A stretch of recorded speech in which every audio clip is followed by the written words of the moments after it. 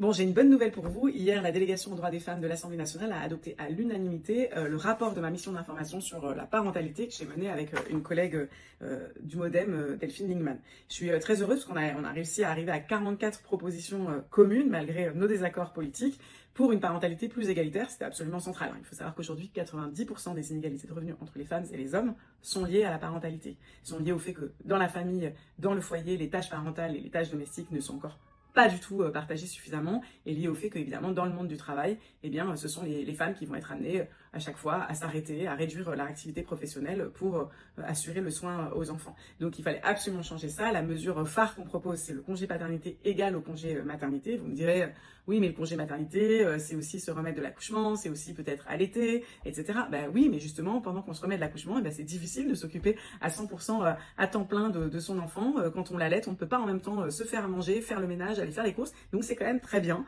que le conjoint ou la conjointe puisse être là et qu'on soit deux en fait à accueillir cet enfant et deux aussi à apprendre les gestes qui sont les gestes que vont devoir faire ensuite les parents et à éviter qu'il y ait un parent qui tout d'un coup s'installe comme le parent principal dès la naissance, celui qui sait, qu'apprend la mère, et puis le second parent, le père, qui lui va être toujours un petit peu auxiliaire et va pas être autonome avec l'enfant. Donc on cherche d'ailleurs dans ce congé paternité une forme d'autonomie. Il y a 16 semaines donc à égalité avec le congé maternité, et sur les 8 semaines qui seraient obligatoires, il y en aurait 4 à prendre à la naissance, mais aussi 4 à prendre après le congé maternité pour favoriser des temps seuls des pères avec leur enfant pour justement gagner cette autonomie et devenir un parent à part entière autonome avec l'enfant.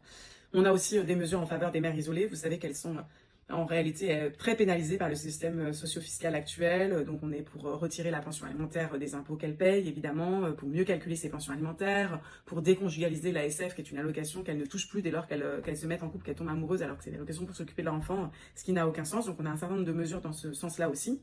Et puis, plus largement, des mesures de l'ordre de l'organisation du monde du travail. Il faut vraiment entamer une réflexion sur la question de la façon dont le monde du travail est organisé. Évidemment, les horaires atypiques, les journées fragmentées qui touchent particulièrement les métiers féminisés et qui sont particulièrement en contradiction et en tension avec cette injonction à la fois travailler et en même temps s'occuper de ses enfants.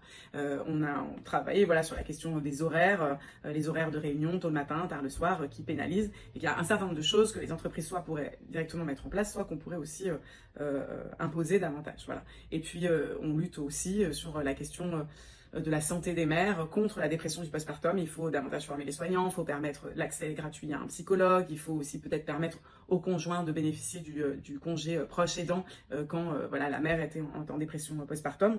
Donc on a aussi pensé à tous ces sujets-là. On a essayé de faire quelque chose d'assez complet, mais avec cette mesure centrale, je vous l'ai dit, du congé paternité.